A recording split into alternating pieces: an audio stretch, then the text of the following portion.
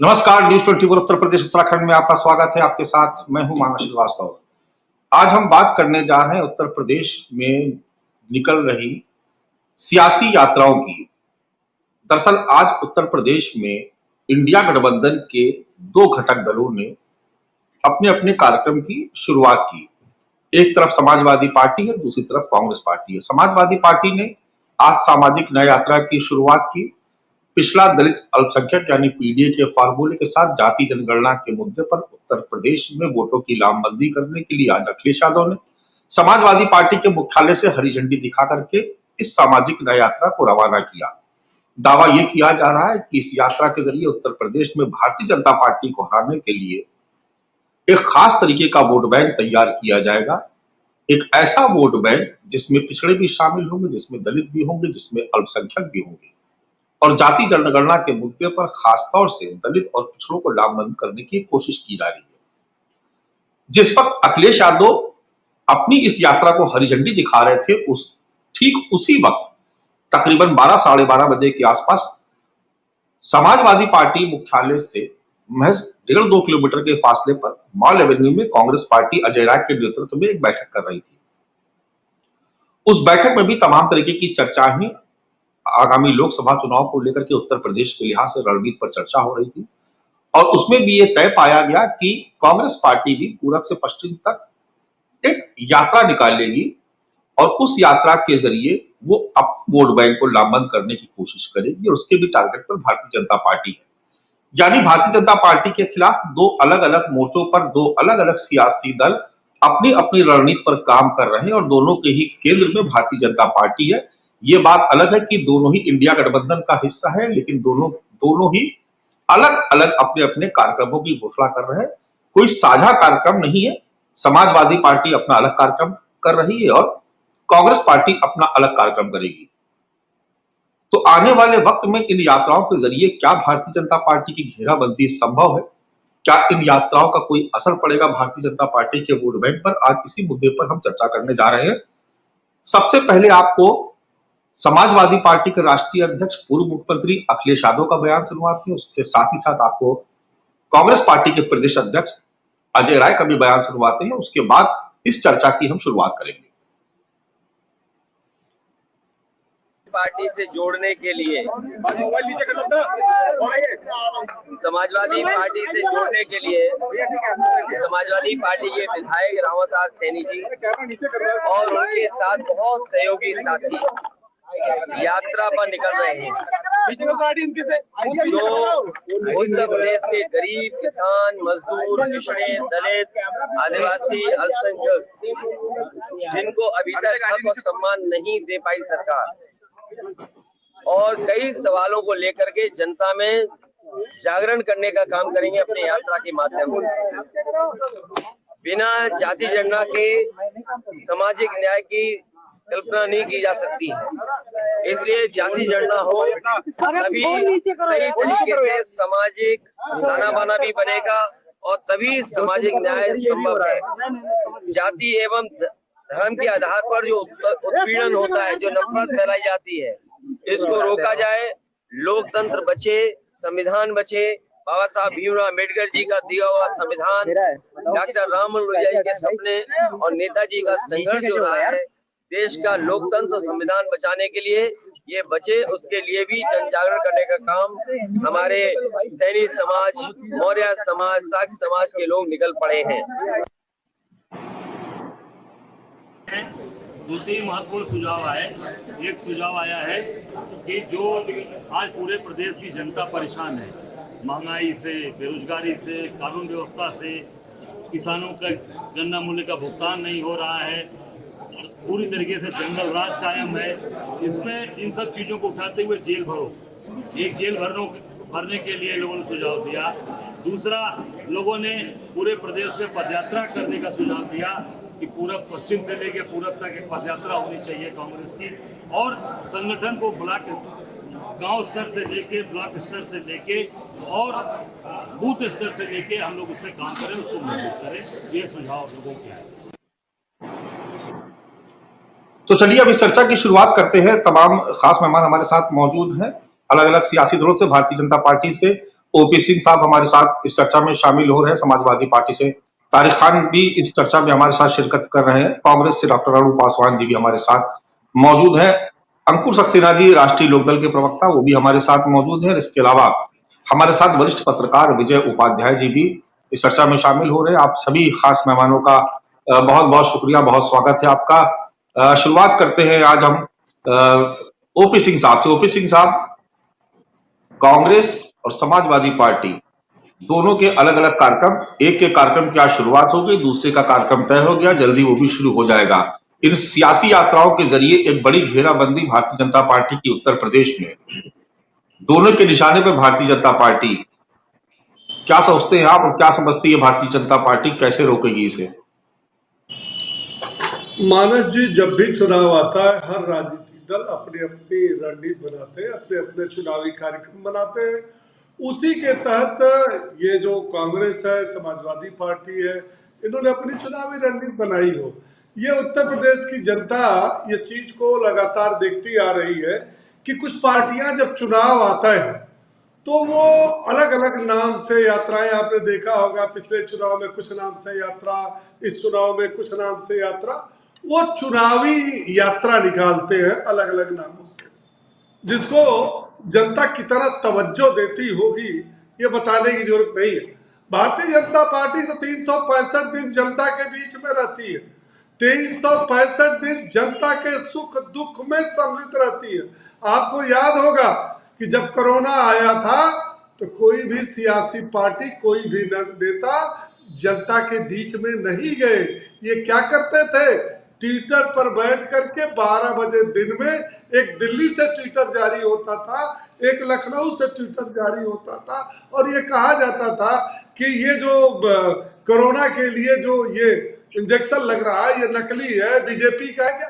तो ये जनता चुनावी यात्रा हमारी क्या है?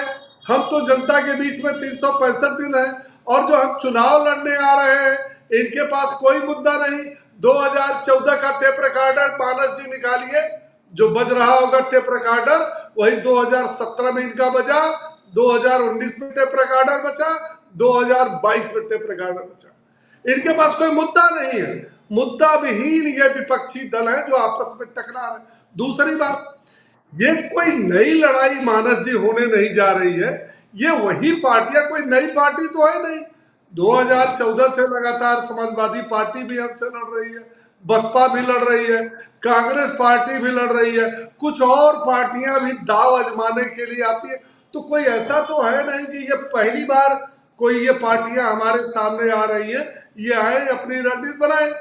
भारतीय जनता पार्टी शुद्ध रूप से जो उसकी प्रदेश की सरकार है 6.5 साल से, 9.5 साल से केंद्र में सरकार है, हम जनता के बीच में जाते हैं और हम जनता के बीच में हमारी जो जन कल्याणकारी योजनाएं हैं, जो हमने जनता के बीच में चलाया है, जिसके जनता ने जिसमें भागीदारी की है, उसके हिसाब से हम जनता के बीच में जाते हैं। और एक आंकड़े के हिसाब से उत्तर प्रदेश में 3 से 4 करोड़ और पूरे देश में 13 से 14 करोड़ ये गरीबी रेखा से बाहर कैसे आए हैं?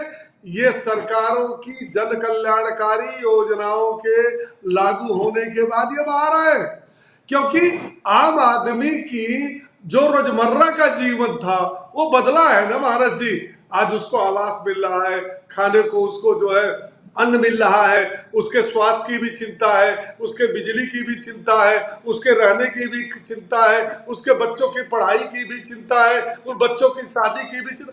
ये तमाम तरह की जन कल्याण कर रहा है। मैं तो कहता हूं कि महाराज जी डिबेट इतना लगातार हो रहा है, मुझे कोई आज तक कांग्रेसी नहीं मिला, न कोई जो है सपाई मिला, न कोई बसपाई प्रवक्ता मिला जो जनता के बीच में कहे कि भैया भारतीय जनता पार्टी, मैं आपको चैलेंज करता हूं, आपने जितनी ये जन कल्याणकारी योजनाएं जनता के बीच में चलाई है, इसके पहले हमने भी चलाई थी, हमने भी जनता की सत्ता में भागीदारी दी थी। कोई बताने वाला नहीं, खाली वही 14 का टेप रिकॉर्डर 17-19 का निकालिए, इनके मुद्दों का टेप रिकॉर्डर निकालिए, वो टेप रिकॉर्डर एक ही बचेगा। और इस बार क्या टेप रिकॉर्डर है? 2 टेप रिकॉर्डर, 2 प्रकार के टेप रिकॉर्डर है। एक मोदी हटाओ संविधान बचाओ, देश बचाओ, लोकतंत्र बचाओ। और दूसरा क्या नारा है? MY, PDA और वही तुष्टीकरण की राजनीति। और आप ये भी देखिए महाराज जी, ये देश की जनता बैठी है, 2024 का चुनाव आने दीजिए। जो इस देश के अंदर 120 करोड़ हिंदू हैं, उनकी भावनाओं को किस प्रकार से समाजवादी पार्टी, लक्ष्मी जी 4 हाथ लेकर पैदा हो ही नहीं सकती। आप जो है रामचरितमानस की चौपाइयों को आप जो है उसकी निंदा कर रहे हो, आप रामचरितमानस को जलवा रहे हो। कोई जो है कह रहा है कि जो है हिंदू धर्म डेंगू है और वो है। आप करो जितना निंदा हो सकता, जितना गाली हिंदू धर्म का दो। यही हिंदू 120 करोड़ उतावला है 2024 में आपसे बदला लेने के लिए। अब भी सुधर नहीं रहे। एक तरफ यहां से हरी झंडी, एक तरफ वहां से। कहां थे आप? कहां थे जनता के बीच में? चुनाव आने पर ही आपको जनता की सुध आती है। पिछड़ों को बांधो, अगड़ों को बांधो, मुसलमानों को बांधो। अरे पिछड़ों को दिए क्या हो? अगर पिछड़ों को दिए होते तो ये बच्चों का खेल है। 2014 से पिछड़े किसके साथ है? दलित किसके साथ है? आज मुसलमान किसके साथ है? स्वार का चुनाव देखा, आजमगढ़ का चुनाव देखा, रामपुर का चुनाव देखा। 51 से 53% तक जहां मुसलमान है वहां का चुनाव देखा ना। तो आप नारा लगाओ MY, PDA और क्या क्या करो और सनातन धर्म को गाली दिलवाओ और चुप्पी साधो, तब ट्विटर आपका चुप हो जाएगा। राम मंदिर बन रहा है, आज ये उसकी भी क्रिटिसाइज कर रहे हैं। कांग्रेस के नेता बैठे हुए, आपके प्रवक्ता। मैं आपके माध्यम से पूछना चाहता हूं, इस 31 साल 32 साल में अगर कांग्रेस का कोई नेता रामलला का दर्शन करने गया और ये डिबेट पर लड़ाई करते हैं, राष्ट्रपति को बुलाओ, हमें बुलाओ, क्यों बुलाओ?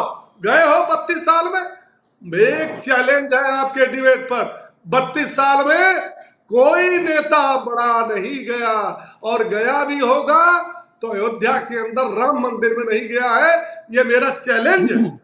बात करते हो, आप जी, बात करते हो, ओपी सिंह साहब, बात डॉक्टर करते अरुण हो, कहते प्रसाद हो जी कि हैं। जो है हम भी सनातनी हिंदू हैं, ये भारतीय ओपी जनता सिंह पार्टी हमको लाइसेंस देगी। अरे भारतीय जनता पार्टी का तो डॉक्टर अरुण संकल्प प्रसाद हैं, मत उनसे डॉक्टर अरुण प्रसाद हैं। चुनाव अरुण में था प्रसाद, बस।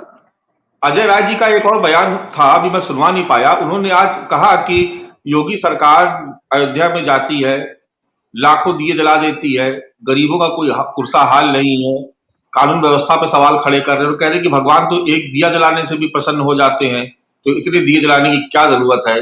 अगर योगी सरकार भव्यता के साथ दीपोत्सव का कार्यक्रम आयोजित कर रही तो कांग्रेस को ऐतराज क्या? और जिस बात का जिक्र कर रहे हैं ओपी सिंह साहब, ये तो बात सही है कि इतने वर्षों में कोई गया नहीं अयोध्या दर्शन करने के लिए। अब तो भगवान राम का मंदिर बन रहा है, फिर हिंदुत्व के नाम पे बीजेपी के साथ अगर सारा वोट बैंक एक साथ हिंदुत्व के नाम पे एक छतरी के नीचे लामबंद हो जाएगा तो आपका तो सपना अधूरा रह जाएगा डॉक्टर अरुण प्रसाद। सबसे पहले देश की जनता को मेरा नमस्कार। मेरी आवाज आ रही है? मैं सबसे पहले जानना चाहती हूँ, मेरी आवाज आ रही है सर? जी बिल्कुल आ रही है। जी जी जी।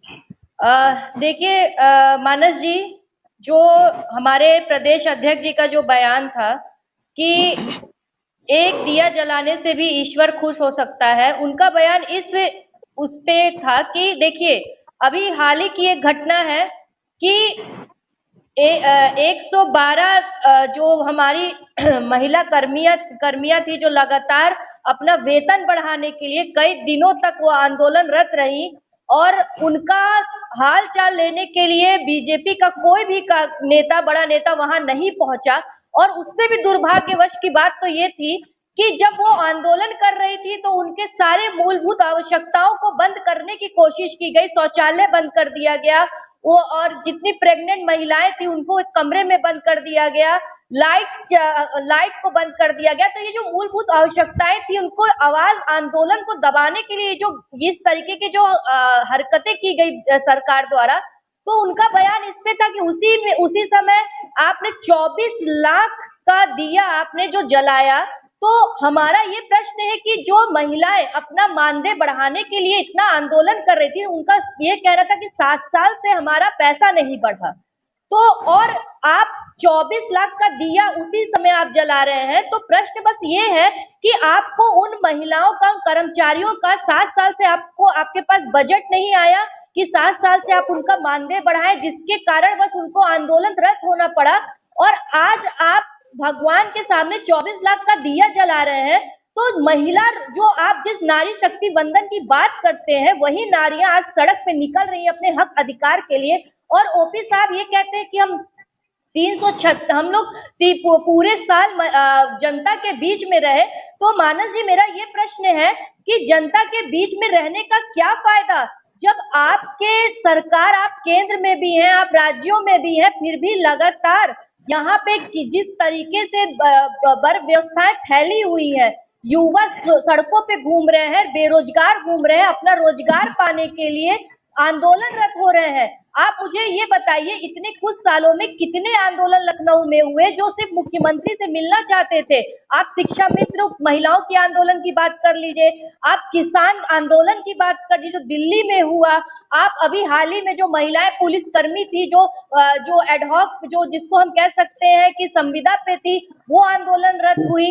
ये सारे आंदोलन आखिर निकल कहाँ से रहे? अगर ये हमारे बीजेपी प्रवक्ता ये कह रहे हैं कि हमने पूरे तन्मयता के साथ सारे व्यवस्थाओं को दिया, तो मैं बस जानना ये चाह रही हूँ, कांग्रेस ये जानना चाह रही है कि जब आपको धन के नाम पे राजनीति करना होता है, आपके पास पूरा बजट आ जाता है, आपके पास बड़े बड़े बैनर पोस्टर लगाने के लिए आपके पास सब कुछ आ जाता है, मगर जब यही युवा कर्मी अपने मानदेय बढ़ाने के लिए बात करते हैं, आखिर शिक्षा मित्र भी क्यों आंदोलनरत हुए थे? उनकी भी यही शिकायत थी कि हमारा पैसा बढ़ाया जाए, हमारी सैलरी बढ़ाई जाए।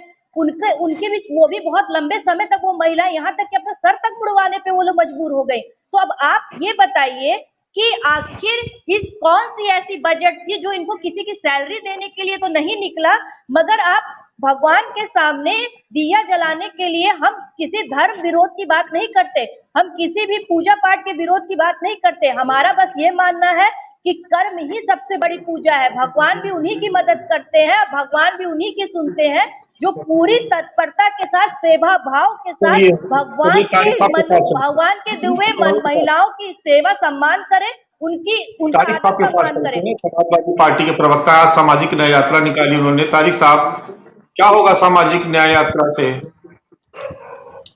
देखिए, 3-4 मिनट का भाषण ओपी सिंह साहब का था और मैंने सुना।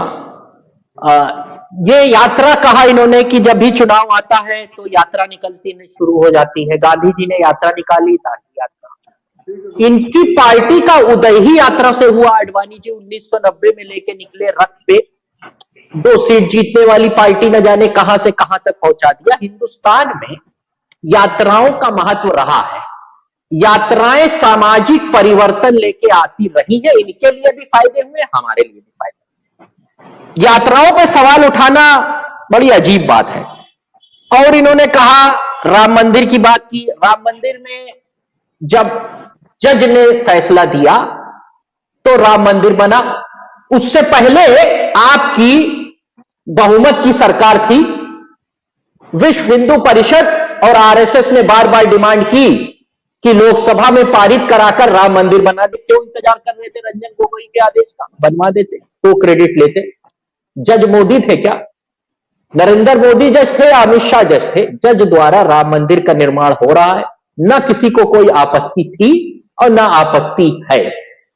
किसी मुसलमान संगठन का एक नाम बताइए जिसने आपत्ति की हो। वोट जाना संवैधानिक अधिकार है। राम मंदिर के नाम पर वोट मांगते हैं।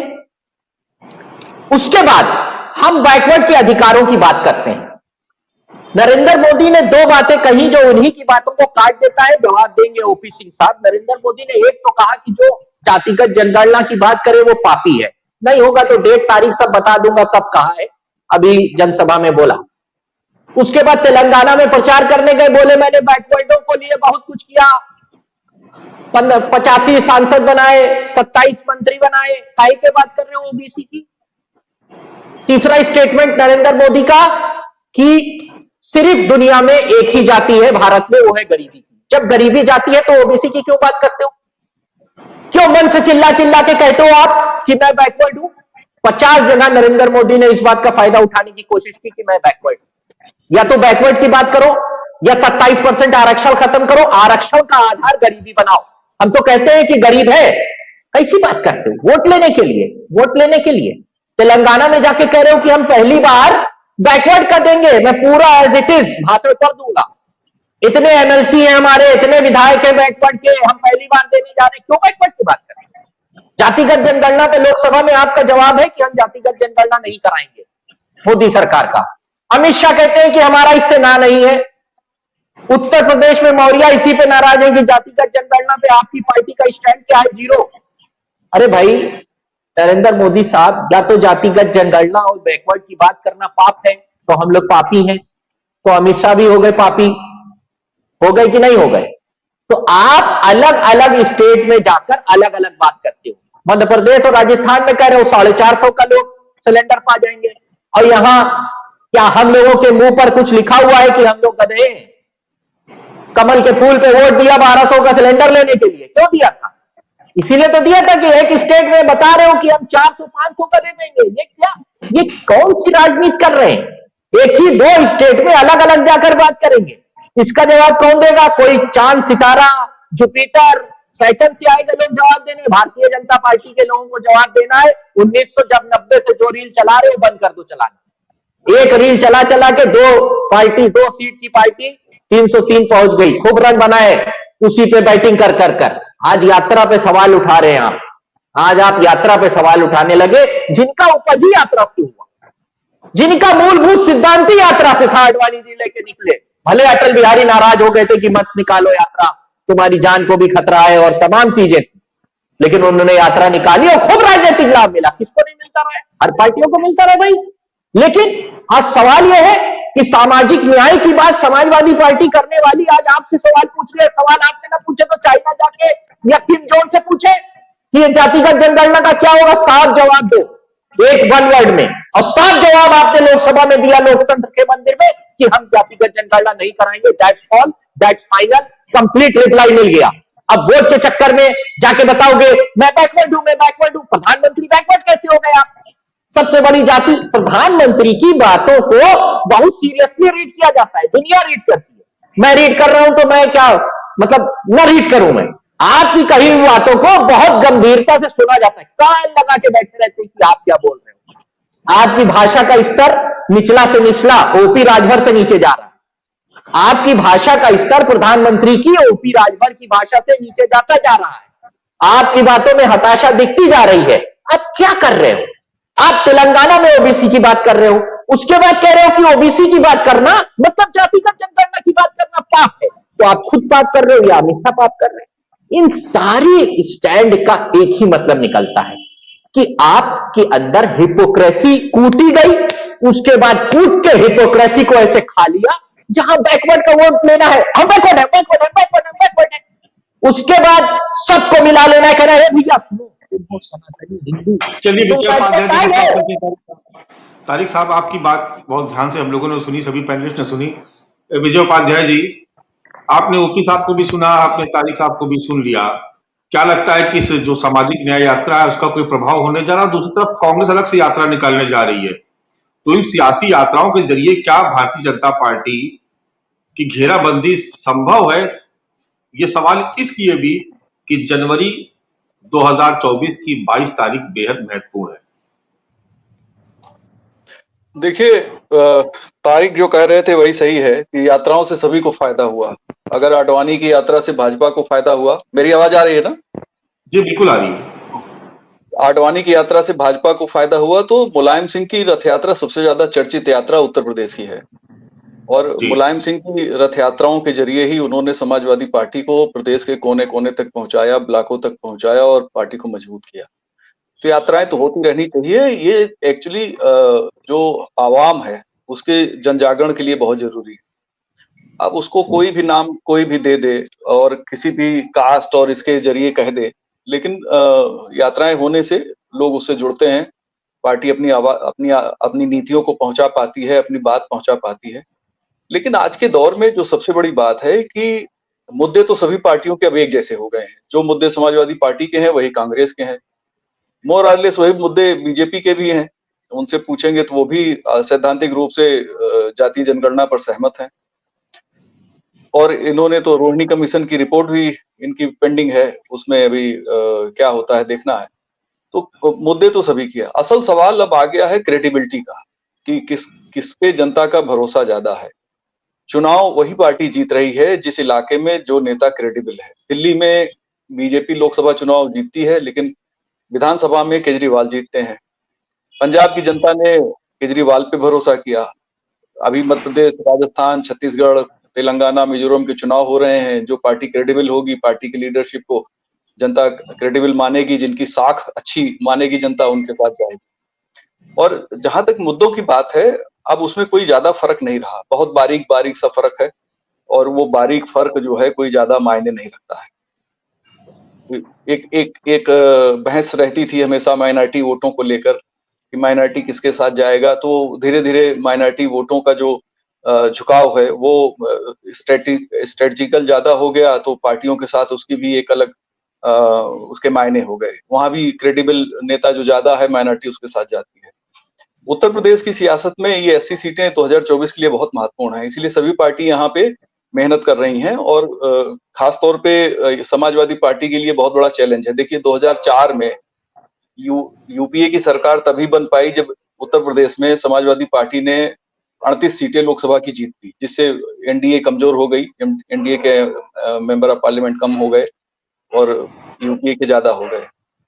तो समाजवादी पार्टी का अपना एक फोकस है, इसलिए वो अपने तरीके से काम कर रहे हैं। कांग्रेस का अपना एक फोकस है। कांग्रेस 55 सीटों से आगे उसको बढ़ना है, तो जिसकी संख्या ज्यादा बड़ी रहेगी, अगर हंग पार्लियामेंट आता है 2024 में, तो एक अलग किस्म की गणित बनेगी। फिर दल नए सिरे से टूटेंगे, जुड़ेंगे, फिर कोई एक उसमें से प्रधानमंत्री बनेगा। वो सरकार चलेगी कि नहीं चलेगी, वो भविष्य के हाथ में है। लेकिन चीजें अगर बीजेपी कमजोर होती है तो कोई पार्टी दूसरे नंबर पे जो लार्जेस्ट पार्टी होगी शायद कांग्रेस हो। और अगर कांग्रेस 55-60 के आसपास रुकती है और उत्तर प्रदेश में सपा 80 की 80 सीट जीत लेती है, तो एक अलग स्थिति हो सकती है। लेकिन ये जो मुद्दे हैं, ये मुद्दे जनता के बीच में सभी पार्टियां पहले से ले जा रहे हैं। आप देखिए, पिछड़ों की बात करने वाली समाजवादी पार्टी स्थापना के बाद 2012 में पहली बार बहुमत से आती है, लेकिन 17 में 47 सीट पर सिमट जाती है। दलित समाज की बात करने वाली बसपा स्थापना के बाद 2007 में सत्ता में आती है और 2012 में 80 सीटों पर सिमट जाती है। तो जाति के समीकरण से ही कोई चुनाव जीत रहा है ऐसा सबूत नहीं मिलता, बल्कि जनता का जो समर्थन किसके साथ ज्यादा है। आप जातियों के बात कितना भी कर लें, लेकिन जातियों की जो गोलबंदी है, क्योंकि जातियां बहुत ज्यादा बटी हुई हैं। मैंने पहले भी बताया है मानस जी की सिर्फ 24 जातियां ऐसी हैं ओबीसी में, जो मुस्लिम ओबीसी और हिंदू ओबीसी मिलाकर, जिनकी आबादी 1% से ज्यादा है। तो जो बाकी जातियां जो 1% से कम है, उनका बहुत बड़ा चंक है। उनका क्या रोल होगा? इसके अलावा जो गुड गवर्नेंस चाहते हैं, ऐसे लोग हैं जो जाति से ऊपर उठकर गुड गवर्नेंस की बात करते हैं, अच्छे नेता की जो तलाश करते हैं, ऐसे भी लोग हैं। और बहुत से लोग ऐसे हैं जो माहौल के हिसाब से वोट करते हैं। उनको फ्लोटिंग वोट हम कहते हैं कि 8 से 10% हर चुनाव में फ्लोटिंग वोट प्रभावित करता है। तो कई ऐसे कारक हैं। उन सारे कारकों को जोड़ के ही देखेंगे, तभी पता लगेगा कि वास्तव में किसके लिए बहुत फायदेमंद है। और जहां तक आप 22 जनवरी की बात कर रहे हैं, देखिए 22 जनवरी अब एक प्रतीकात्मक रह गया है। ये चूंकि एक लंबा आंदोलन चला, बीजेपी निश्चित तौर पे अयोध्या आंदोलन के साथ साथ मजबूत हुई, लेकिन सिर्फ बीजेपी मजबूत नहीं हुई, समाजवादी पार्टी भी उतनी ही मजबूत हुई है। सिक्के के दो पहलू हैं, एक पहलू समाजवादी पार्टी है, एक पहलू भारतीय जनता पार्टी है। दोनों को उस आंदोलन से फायदा हुआ है। और अगर ये कहा जाता है कि 2 सीट से इतनी यात्रा इन्होंने कर ली, तो समाजवादी पार्टी ने भी यात्रा की, बहुत मजबूत हुई समाजवादी पार्टी। उत्तर प्रदेश में के साथ मध्य प्रदेश और राजस्थान में भी काफी 7 सीटें 6 सीटें वो जीतते रहे हैं। तो सभी पार्टियों को का एक्चुअली राजनीतिक समीकरण का ही उलटफेर हो गया, चीजें बदल गई, और जो बदलाव हुआ उसका नई पार्टियों को फायदा मिला है, नए लोगों को फायदा मिला है। जो पुरानी पार्टियां थी, ट्रेडिशनल तरीके से राजनीति कर रही थी, उनको नुकसान हुआ है। आज कांग्रेस कहती है कि हमने ताला खुलवा दिया, हमने तो शिलान्यास भी करवा दिया, लेकिन उस समय उन्होंने क्रेडिट नहीं लिया इस बात का। इसलिए जिसने क्रेडिट लिया, जो कह रही थी हम संघर्ष कर रहे हैं, लोग उनके साथ चले गए जो उन मुद्दों के साथ खड़े होना चाहते थे। तो ये अब कोई फार्मूला नहीं रह गया राजनीति में कि 2+2 करेंगे तो 4 ही आएगा। राजनीति में 2+2 22 भी हो जाता है, 2+2 10 भी हो जाता है, 2+2 0 भी हो जाता है। देखिए 2017 में क्या हुआ, 2019 में क्या हुआ, गठबंधन के बावजूद गठबंधन सीटें नहीं जीत सका, बीजेपी जीत गई 17 में भी और 19 में भी।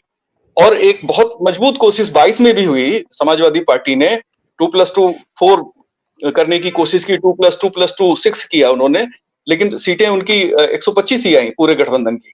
तो कई चीजें ऐसी हैं जो आपको सिर्फ समीकरण के आधार पर नहीं देख सकते, उसके लिए और भी बहुत से कारक हैं। आर्थिक नीतियां कैसी हैं पार्टी की, उसकी क्रेडिबिलिटी नेताओं की कैसी है, जनता में कार्यकर्ताओं की भूमिका कैसी है, किस पार्टी का कार्डर बेस मजबूत है, किसके पास बूथ कमेटियां हैं, किसके पास अच्छे कैंडिडेट हैं। मैं तो देखता हूं सबसे बड़ा जो समस्या है उत्तर प्रदेश में, 80 सीटों पे लोकसभा के लिए अच्छे उम्मीदवार की तलाश करना और 403 सीटों पर विधानसभा के अच्छे उम्मीदवार की तलाश करना। अच्छे उम्मीदवारों का इतना बड़ा संकट है, वो सिर्फ उत्तर प्रदेश की बात नहीं है, देश के तमाम राज्यों में यही हालत है कि जहां अच्छे कैंडिडेट हैं वो चुनाव बार बार जीतते हैं, जनता उनको जिता देती है, लेकिन जहां कैंडिडेट नहीं है, अच्छे लोग नहीं है, वहां पे पार्टियों को बहुत मुश्किल होती है कि किसको कैंडिडेट बनाए। तो ये भी एक संकट है कि अच्छा कैंडिडेट, इसीलिए देखिए बीजेपी में बहुत बड़े पैमाने पे इनके पास अच्छे कैंडिडेट नहीं थे जीतने वाले। तो 2017 में इनके 202 से ज्यादा दूसरी पार्टी से आए हुए लोग जीते थे। 2022 में भी जो इनके जीते हैं 160 से ज्यादा जो इनके एमएलए हैं वो पिछले 7-8 सालों में दूसरी पार्टियों से आए हैं। अभी वो कांग्रेस भी कोशिश कर रही है। समाजवादी पार्टी ने विधानसभा चुनाव के पहले 22 पूर्व बसपा एमएलए को पार्टी में ज्वाइन कराया था और तमाम बड़े नेता जो चर्चित हैं वो सब बसपा से गए हुए हैं, कांग्रेस से भी लोग वहां गए हैं। तो पार्टियों में इसकी एक तो अच्छे कैंडिडेट की, अच्छे लीडर की और अच्छे मुद्दों को लेकर एक जद्दोजहद चल रही है और मुझे लगता है कि इस जद्दोजहद में फायदा उसको होगा जिस नेता की क्रेडिबिलिटी ज्यादा अच्छी। जी, अंकुर सक्सेना जी भी हमारे साथ मौजूद है, राष्ट्रीय लोकदल के प्रवक्ता है। अंकुर सक्सेना जी, भाईचारा सम्मेलन तो आपका भी चल रहा है। बिल्कुल चल रहा है और 9 दिसंबर को हमारी प्रदेश कार्य समिति की मीटिंग है जिसमें हमारे राष्ट्रीय अध्यक्ष माननीय चौधरी जयंत सिंह जी स्वयं उपस्थित रहेंगे और कहीं ना कहीं हम लोग इलेक्शन मोड में हैं, चूंकि 2024 का इलेक्शन सर पे है, तो उसको लेकर भी प्रदेश कार्य समिति में हमारे यहाँ मंथन होगा। इसके अलावा प्रदेश में की लगभग 2 दर्जन सीटों पर हम लोग बूथ स्तर तक मेहनत कर रहे हैं और लगभग 1 दर्जन सीटों पर हम लोगों का भविष्य में चुनाव लड़ने का इरादा है, जैसा कि हमको केंद्रीय प्रदेश नेतृत्व और केंद्रीय नेतृत्व की तरफ से अक्सर इस बात को कहा गया। जहां तक सवाल है समाजवादी पार्टी और कांग्रेस के द्वारा शुरू की गई आज की यात्राओं का, तो सबसे बड़ी बात है हर राजनीतिक दल है, प्रत्येक राजनीतिक दल का यह अधिकार भी होता है और उसकी ये नैतिक जिम्मेदारी भी होती है कि जो अगर सत्तारूढ़ दल आम जनमानस की मनोभावनाओं के अनुरूप कार्य नहीं कर पा रहा है तो जनता के बीच में अपनी पार्टी को एक विकल्प के रूप में प्रस्तुत करना और जनता को उन बातों को दिखाना या उन बातों को बताना कि सत्तारूढ़ दल किन चीजों को करने में नाकाम रहा है। तो सत्तारूढ़ दल की नाकामियों को अगर आप जनता के बीच जाकर समझाते हैं तो कहीं ना कहीं जनता के बीच एक बहुत अच्छा मैसेज डिलीवर्ड होता है। भाईचारा सम्मेलन में भी हमारे इसी तरीके का कार्य हो रहा है जिसमें हम लोग समाज में जो सत्तारूढ़ दल के द्वारा भाइयों से भाइयों के बीच में विभाजनकारी नीतियां की जा रही हैं और कह लीजिए सत्ता में होने का दुरुपयोग किया जा रहा है, तो हम लोग भाईचारा सम्मेलन में इसी तरीके के भाईचारे को पुनः स्थापित करने की दिशा में प्रयास कर रहे हैं। अभी हमारे भारतीय जनता पार्टी के बड़े भाई ने एक बात कही कि आंकड़ों के अनुसार 3 करोड़ लोग गरीबी रेखा के ऊपर उत्तर प्रदेश में आ गए हैं और 13 करोड़ से ज्यादा के लोग गरीबी रेखा के ऊपर ऑल ओवर इंडिया आ गए हैं। मुझे नहीं लगता है इसका कोई ऑथेंटिकेटेड मापदंड है। केवल आपका टीवी पर या सम्मानित चैनल पर बैठकर ये कह देना कि हमने 3 करोड़ लोगों को उत्तर प्रदेश के गरीबी रेखा के ऊपर निकाल दिया है, इसका कोई सबूत नहीं है।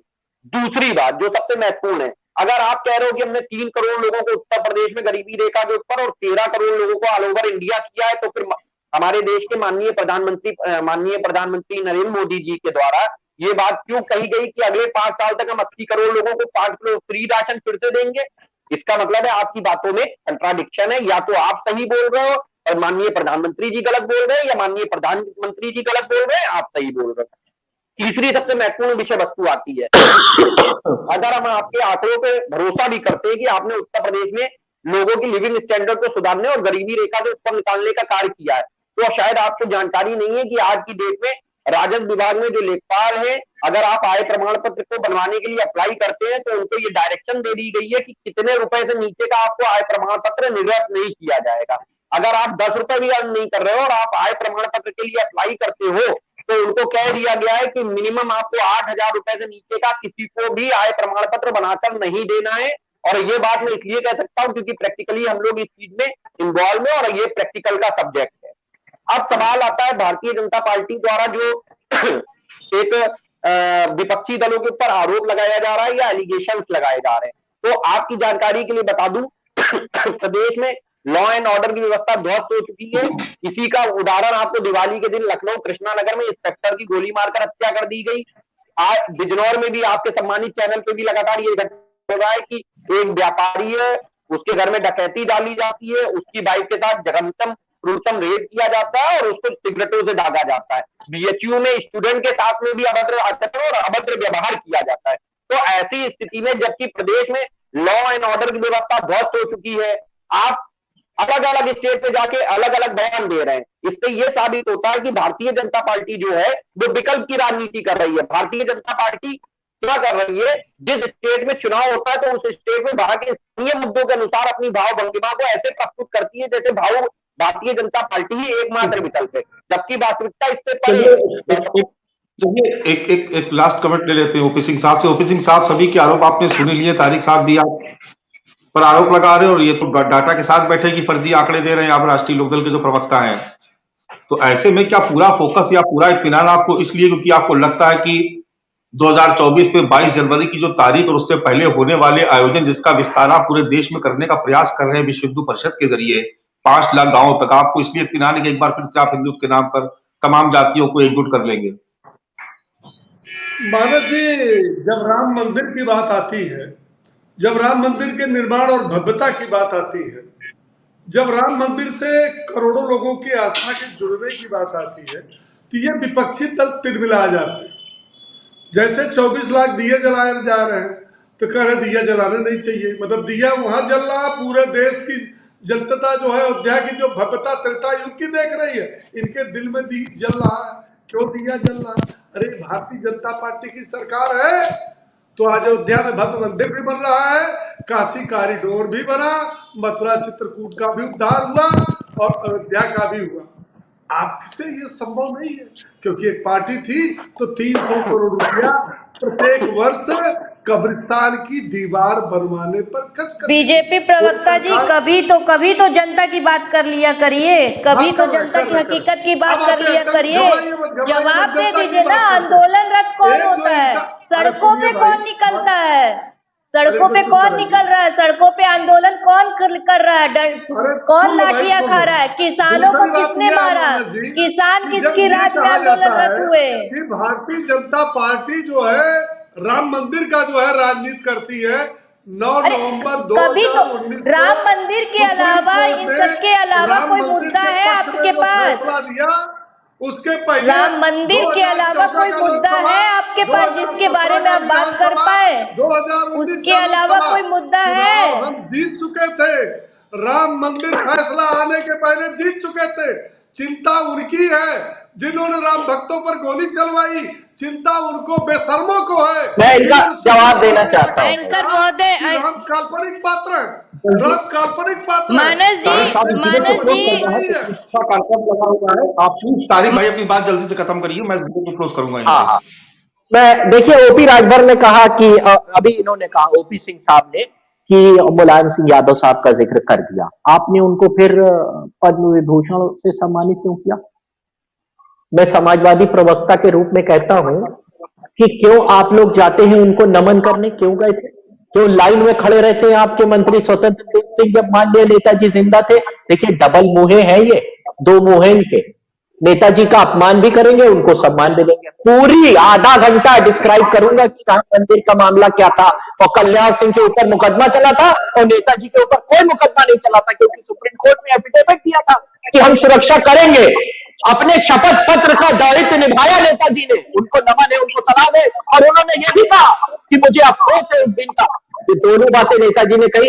ऐसे नहीं नेताजी को पूरा देश सलाम करता, ये भी क्यों दिया? सियासी तौर पर लाभ समाजवादी पार्टी को हुआ और बीजेपी को भी हुआ। इस देखिए जो विजय उपाध्याय जी ने कहा ना कि उस दौर में जितना सियासी लाभ भारतीय जनता पार्टी को हुआ उससे कम लाभ आपको भी नहीं हुआ। ये अलग बात है कि भारतीय जनता पार्टी ने देश में विस्तार किया और आप उत्तर प्रदेश में देखिए आपने भी राजनीतिक और धार्मिक घटनाक्रम का पार्टियों को नफा नुकसान होता है, मैं मानता हूं इस बात। राजनीतिक और धार्मिक घटनाक्रम का पार्टियों को नफा नुकसान होता है। भाई समय का अभाव है, बहुत मजबूरी हमारी इस चर्चा को ही विराम देना होगा। आप सभी खास करने का बहुत बहुत शुक्रिया। तो आज हम बात कर रहे थे उत्तर प्रदेश में शुरू हो रही सियासी यात्राओं की। आज एक हरी झंडी दिखा करके अखिलेश यादव ने सामाजिक न्याय यात्रा को रवाना किया, तो कांग्रेस पार्टी ने भी आज तय किया कि जल्द ही वो तमाम मुद्दों को लेकर के उत्तर प्रदेश में अलग से एक यात्रा निकालेगी। उन सबके निशाने पर भारतीय जनता पार्टी। आज इस चर्चा को ही विराम देना होगा। कल फिर किसी नए विषय के साथ आप सभी के सामने फिर से हाजिर होंगे। तब तक के लिए इजाजत दीजिए। नमस्कार।